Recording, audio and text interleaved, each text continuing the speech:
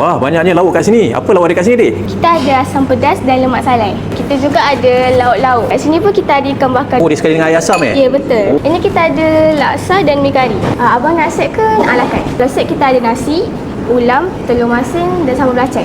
Oh, kalau macam tu bagi saya set lah. Menu dia, dia ada macam-macam menu sarapan, nasi lemak. Goreng-goreng pun ada lah. Nak order lagi boleh, Dik? Boleh? Nasi ayam sambal kicap dengan ni, nasi ayam gepuk.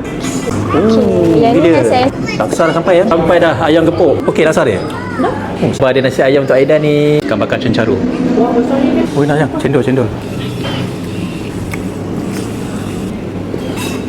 Oh, dia punya itik salai masak lemak dia kan. Oh, sedap lah. Kau boleh rasa dia punya salai diikuti oleh rasa lemak dia dan akhir sekali dia punya rasa pedas sikit je. Tambah ikan keli salai ni.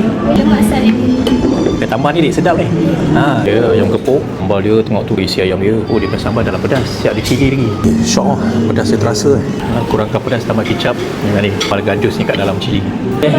Okay, terima kasih. Bye-bye. Ini kedai dia. Kedai baru buka. Restoran Senandung. Lokasi dia betul-betul kat depan Masjid Jamik Cina Muslim Kelang.